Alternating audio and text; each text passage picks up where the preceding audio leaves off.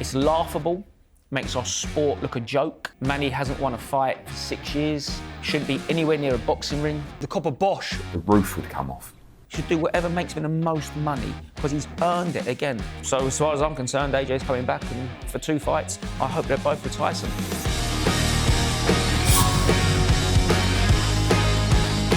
Hello and welcome to Sun Sports Split Decision, your ringside seat to everything happening in the world of boxing.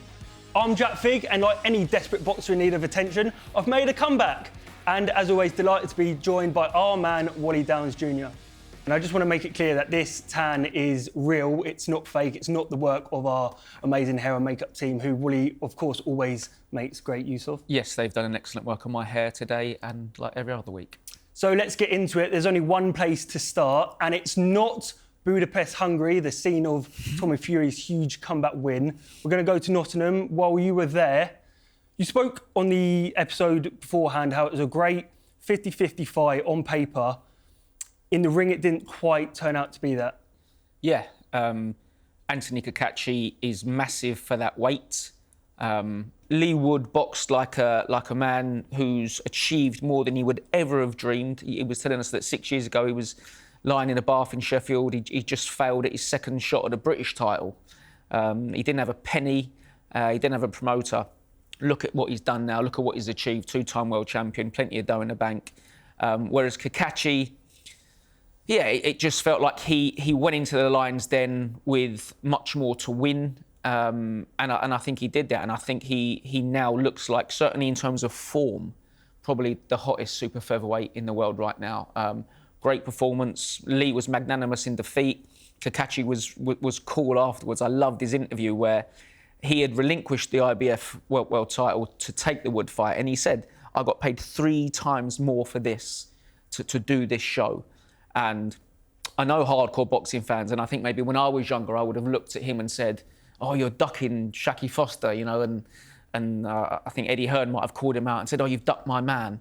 But, well, you pay him 3 times as much as he got for that, and he'll fight your man. A world title has been touted, a homecoming in Belfast also.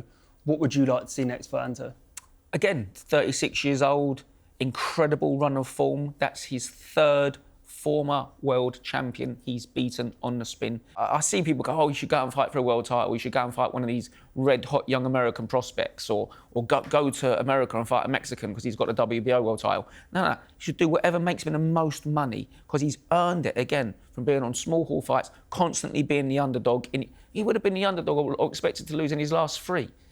He hasn't been the home fighter for any of these shows, really. So whatever he wants to do, and I hope he's collected Joe Cordina fans and Josh Warrington fans and Leigh Wood fans, because the way he's carried himself and the way he's boxed, he should be a star and go and do whatever he wants. Let's touch on Ben Davidson, because he had to make the call to pull Leigh out. And I know you just said there that maybe Leigh did have sort of one eye on retirement, but he certainly did not show it in that 9th round. He got sort of dropped to the ropes with a left hook, and he did absolutely everything he could to not touch the ground, and he didn't. And yeah, I mean, right call from Ben Davidson, and not the first time he's done that. Yeah, absolutely. Listen, one of the worst things in this sport is a brave corner. You know, the boys in the ring are the bravest, and girls are the bravest people on the planet. So no one needs a brave corner leaving people in, and nothing worries us as boxing fans and journalists more than a corner sending a fighter out again and again and again. To pull him out when you see him in that sort of trouble against a massive Cacace in the 9th, when the championship rounds are still to come. He will see him in the gym every day. He will know his mind better than us. So it isn't just he's watching him get chinned and panicked. He knows his fighter, he cares about his fighter, and he pulled him out at a brilliant time. Massive credit to Ben. Now, we have got a tweet here to show you. This was from Leigh Wood after the fight. Respect and congrats to Anto. No excuses, the better man won last night. Love to everyone who turned out for me last night. You was unbelievable. Going to have a few weeks to process things and see what's next. Thanks for all the kind messages. Feeling the love. What level reading are you up to now? Is that? Yeah, I mean, I'm getting there. Usually I'm just typing, so I still haven't actually learnt to read off the prompter yet, so we are winging all of this, of course. Go on, Sam. But yeah, I mean, he's not quite saying that's it, I'm done, I'm bound out. But it isn't what we sometimes see where a fight will say, back in the gym on Monday, raring to go again. So the door is very much still left open. Yeah, and listen, he's earned the right to take his time. He suffered much lower profile defeats when nobody cared about him.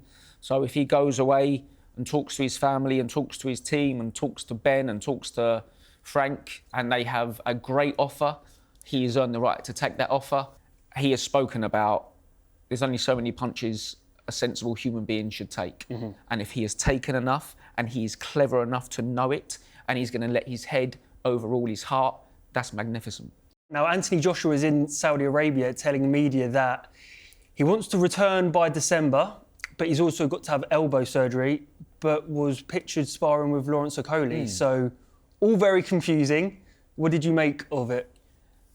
Yeah, AJ's career since the September loss to Daniel Dubois has been confusing because Eddie Hearn walked into the press conference that night and said, we're taking the immediate rematch straight away. Then they didn't want it. And then he had an injury and we kept asking, well, what is the injury? And we would not, no one would tell us or no one would say. We would get told it was a niggle. Tell me what sort of a niggle. Nobody, no British boxing fan, no British person should begrudge Anthony Joshua time off for what he's done for the country, let alone the sport. So listen, I've been following his social channels. I think he's had 2 trips to Lagos, Nigeria. He's done wonderful things.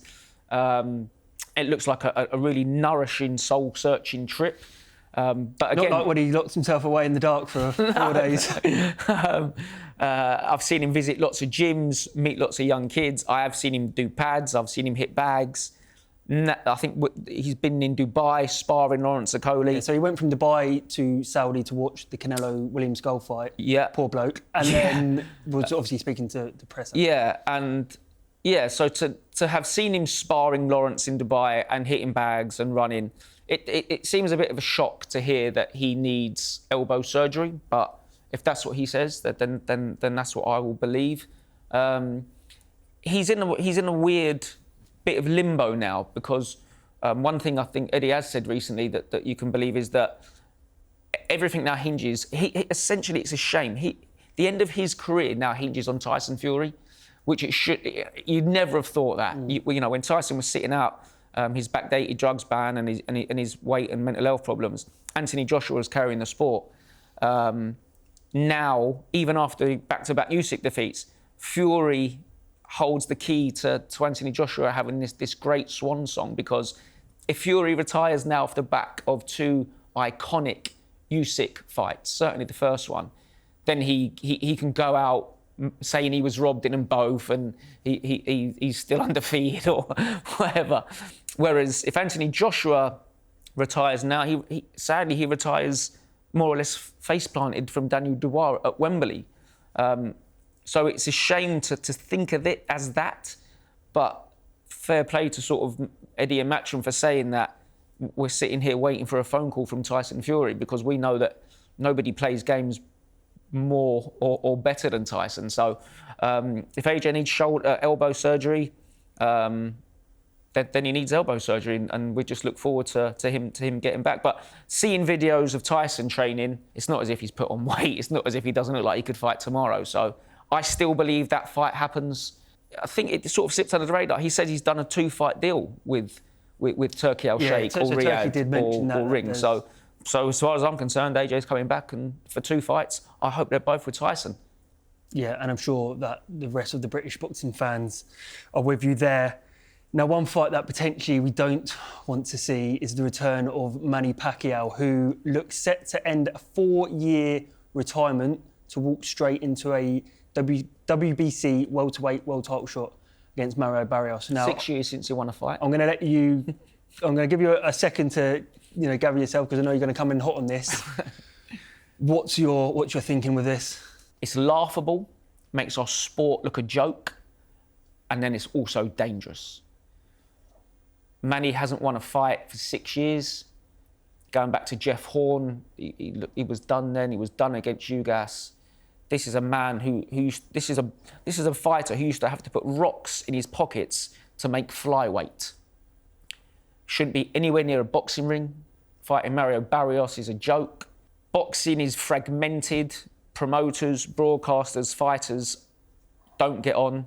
I haven't seen anyone say, woohoo, Manny Pacquiao's coming back at 46. 46, yeah. Nobody wants it. Nobody cares for it. If I'm a WBC welterweight who has been paying sanctioning fees to win international belts, Pacific belts, Asian belts, I'm banging on the door saying, give me my money back because you're robbing me. It's sad and I don't want to see it. And what is annoying is that, again, the WBC Cares programme, which I know Scott Welsh does a lot for down in Brighton, they do good things.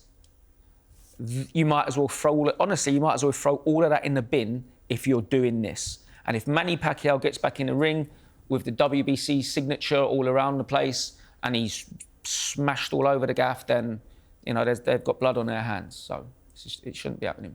So Jake Paul has announced the signings of 2 British world champions, former world champions in Chantelle Cameron and Savannah Marshall. That adds to a roster of Ellie Scotney is on his books as well. Amanda Serrano, the great Puerto Rican. Look, I think for some people, Jake Paul as a boxer, as a fighter, will never get the respect he deserves, rightly or wrongly. But as as a promoter of someone who's given young fighters and especially women opportunities and great paydays, he's turned Amanda Serrano into, you know, an 8 division champion that was making, or 7 division champion that was making peanuts to, they say she's now the highest paid female fighter of all time. Mm-hmm. So you can't necessarily knock what he's doing for the women's game and the opportunities he's given them. No, mate, it's absolutely excellent. If Jake Paul can use his platform for doing something like this, for putting on iconic women's shows, for getting them paid properly and well, all for it, mate, all for it. And if one of those lovely female fighters can give Jake Paul the number of a good barber, then everyone wins. Yeah, and I'm sure you're going to be tuning in and joining the special for his next fight against Julio Cesar Chavez Jr. Very, very much so. I mean, I'm looking forward to seeing Julio back in the ring again. It's bad to keep mocking Jake Paul. And don't get me wrong, I believe he will get a world title shot sooner or later. But again, it won't be because of his ability. That is very, very limited. It will be because a sanctioning body can claim a percentage of the purse.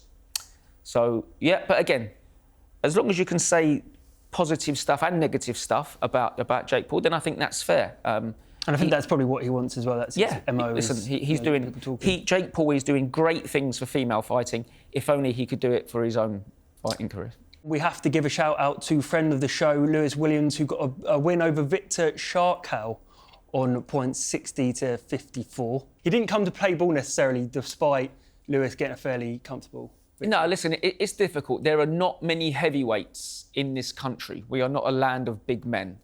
So when you are a heavyweight journeyman, you're rare, and you're rare. So and he had boxed.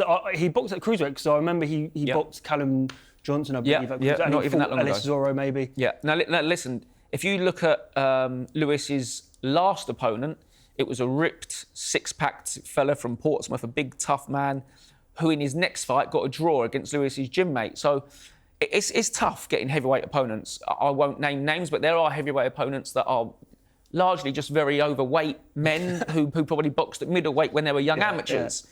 So it's tough to match these guys. If you look at Moses Itauma, like, he was fuming after his first 3, 4, 5 opponents. I remember seeing him do interviews on TNT at the time, BT Sports, saying, I'm sick of fighting. He used the term bums or a bit like, but it's tough. You know? He's better he said it than us. Yeah, it's tough to match. There are not a lot of heavyweights around. Lewis went in with a tough man. And again, some very casual boxing fans or just sport fans think that journeymen are bad boxers. It's the total opposite. To not get stopped by heavyweights is hard work. You've got to be skilled, you've got to be awkward. It's tough. But again, that was his first 6-rounder. He's, in terms of fitness, looking for stuff. But again, I know I always go back to Moses because he's just such a freak of nature, but he's had 2 fights now go the distance. And having a chat with him, he told me that he had more negative comments on social media about going a distance with a couple of good, tough fellas than he did positive things. So you can't really win. If he irons him out in a round, the guy's useless and he hasn't learned anything. If he goes the distance, Lewis is useless and he's never going to go anywhere. So nothing you can do. Three fights in. Great young kid, Lewis. Yeah, we'll look forward to Fight 4. OK, moving on to this weekend's action at the Copper Box, or the Copper Bosch, when Johnny Fischer is in town. Rematches Dave Allen. Now, while you were there in Riyadh, just paint the picture for me, because it was a really tight fight, a great fight. Yeah, I assumed that Dave Allen would give a couple of rounds away, knowing that he'd gone the distance with big, tough, horrible opponents like Luis Ortiz and Dillian Whyte, and he got in the ring with David Price. I assumed that he would let Johnny have a couple of rounds and hope that he tires and work him out. And then we would see what Dave Allen had left, because he's had an incredibly tough career, a complicated lifestyle away from the ring, which he discusses loads on lots of good channels and podcasts. And his own YouTube, he's very good. His own YouTube channel is very good at opening up on the... Yeah, mate, to be honest, IFL, the boxing YouTube channel, basically started because of him.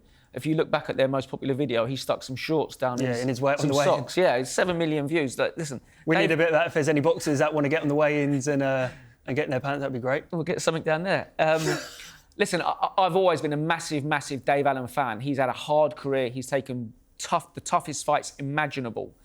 And there's definitely been at least one situation I know of where, he was offered a big fight. Promoter said, don't take it, I'll look after you. And then he wasn't looked after. So I think in British boxing, everybody wants a good success story for Dave. And I think that in that fight, it was a close fight. Mm-hmm. For me, Dave won. But I think a lot of the, I don't know if it was uproar, but a lot of the emotion comes from the fact that Johnny is a young man with a massive fan base who's going to do well. And that fight won't affect him. People in boxing know that Dave has been, I don't want to say used and abused, because he took the fights, he got the money, he wanted to do it. But Dave has had a hard rub of the green. He's had a tough life. He's had a tough career. So when he got his big shot in Saudi, and people were saying, oh, he's shot and Johnny is eyeing him out and it's easy. The fact he boxed the way that he did, for me, the fact that he won it, maybe that's why there was so much uproar. Listen, I never showed any malice towards Johnny or his dad or anyone, but I think that bit of emotion is maybe why fans reacted the way they did. We know what Dave Allen's been through. That David Price fight was horrible, and him being carried out on a stretcher. I think that's why people care more that Dave didn't get the decision. And that's no criticism of Johnny. Yeah. A great fight, a tough fight. Yeah, and I'm glad the rematch is happening. For a little while, it seemed that Johnny might not do it. And it's a massive, massive gamble, because he's one of the biggest ticket sellers in this country. If he suffers a defeat to Dave Allen, he tumbles back down the snakes and ladders of boxing. So well done to both men for taking it. And I'm excited to watch the rerun. Yeah, and talk about ticket sales. When the fight was first sort of rumoured, it had London Arena, Copper Box written all over it. It goes to Saudi. We've said on the show we're very thankful of what's going on in Saudi, but this was a British fight written all over it. So we're glad we're getting it at the Copper Box. Do you feel like this is one that just had to come back to Britain? Listen, if the promoter could have got it on in Saudi, he would have done it in Saudi. And if it made him more money, promoters do what makes money. So, but yeah, I think it's an excellent fight for British boxing to be in this country. And it will be interesting because, and I think Dave Allen has said it and Johnny has said it, if the younger, fresher Johnny Fischer boxes, he should beat Dave Allen. And in Saudi Arabia, in an empty, silent arena, that was his best option or his best platform and atmosphere to box, to not have a crowd to impress, to not have a crowd to be urged on by. If them two fellas are willing to fight like that in a silent Riyadh ring, imagine what they're going to do in an absolutely packed-out Copper Box arena. Listen, I might look really silly. I think having it in Johnny Fischer's back garden and having all these fans might have played into Dave Allen's hands. Excellent way to talk up the fight. Shades with Eddie Hearn there, who told us that he expects the roof to come off the Copper Box Arena. I always knew Johnny Fischer, Dave Allen would be a tremendous fight, but obviously the first fight was in Saudi Arabia, early in the night. I mean, it was, I think, like the first fight on the card, and you know the arena was, you know, half full at the time, and what you witnessed was an all-out heavyweight war. And even during the fight, I'm thinking, if this was at the Copper Box, the roof would come off. And now we get the chance to do it again in a bigger fight with more meaning, and the roof will come off the Copper Box on May 17th. And it's a massive fight for the British heavyweight landscape, and obviously for the career of Johnny Fischer. Well, you've told us just how great the fight was, and it was a brutal one, it was a tough one, but one that Johnny Fischer said he absolutely relished being in. Yeah, listen, every fighter, every boxer wants that rocky moment. They want to be tested. They want to see if they can go to the depths and come out. I utterly believe, and I totally understand Johnny Fischer saying that, and that he loved it and he did it. And don't forget, this was a fella that was at university selling meat out of a van with his dad when he was sparring Joe Joyce, when Joe Joyce was on the phenomenal run. So he has always been tough and brave. Yeah, being in an incredibly tough fight, Johnny Fischer would have dreamt about doing that and wanted to do that. But you know, what we do know about Dave Allen is he has been doing that for longer. So whether that means it's taken too much away from Dave, or whether it means that now Johnny's been in one, is it the making of him or the breaking of him? That's what we'll find out.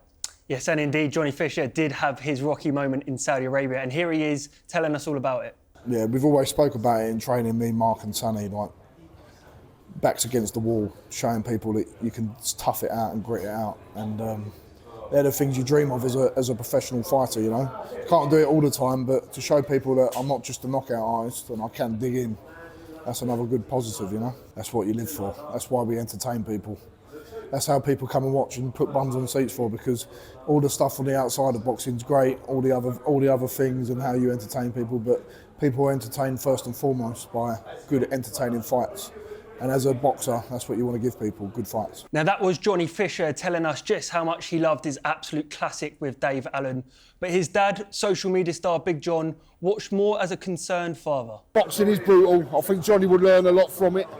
We watched it back, we analysed it with Mark, his managers, the whole team, and he did win the fight by a round, but it was a close fight. You know, Dave put up a tremendous showing, but Johnny had a deliberating injury, which hopefully won't happen again. But that's boxing, it happens, and he got through it, he showed what he's made of. It's hard to watch, my wife is next to me, I've seen boxing in its brutest form. I've seen Johnny spar and have harder fights than that. So I've seen it before, but Charlotte was a bit, oh my God. And when you're in Saudi, we was quite a way back away. You can't really see what's going on fully. Everyone's standing up, and so it wasn't a nice watch. No, if I'm being honest, it wasn't a great watch. Yeah, listen, we had to go to hospital, had to have brain scans. His ear was like that thick on his left side. Couldn't even stand up in the changing rooms. Had no balance whatsoever. But the doctors, everyone in Saudi Arabia, really looked after him. So it was very comforting when you was at the hospital. He was all right. He had all his faculties about him. It's just his balance had totally gone. So, but it's boxing. It's a dangerous game. So, top respect to all boxers, men and women that do it, boys and girls. There's no other sport like it. Now, Wally, you are a dad of sons. Can you resonate with what Big John says there? Yeah, absolutely, mate. And when I see John interviewed like that by a magnificent young reporter, it's good and it's valuable because he's a massive Instagram star. All I ever see is people ask him about Chinese food. Us included, but... Yeah, well, yeah, probably. Listen, and it does well when it gets hits, but he's a boxing man, Big John, and he's a dad. So yeah, I like watching that. It does remind me a little bit of like John Fury, because when John first came on the scene, he would give great interviews about listening to Tyson's fights from prison and stuff. Then he became like a YouTube star, and it just went a bit crazy. So what young Johnny has done to give his dad a platform, like the whole family now is doing really well. That's all been built on Johnny Jr. and the sacrifice that he's made and the fights that he's taken. So yeah, you know, that the whole family will be. Yeah, we'll be concerned and thankful for little John. Jeez, little John, for young Johnny. What are we then? Yeah, so it's good that his dad gave a really honest account of the events and what he went through. And I was told, you know, that, you know, a lot of everyone, you know, most fighters in a fight like that have a scan afterwards, a brain scan. So you don't want to get overexcited about it. But yeah, Johnny was in a brutally hard fight, and for 6 rounds more or less, he took some horrible big shots. Looks great now. Great fight to watch, and now there is even more interest and even more on the line. That's all for this week's episode of Split Decision. Thanks for watching. Don't forget to give the video a like, drop your predictions for this weekend's big fights in the comments, and subscribe to Sun Sports YouTube channel and never miss an episode.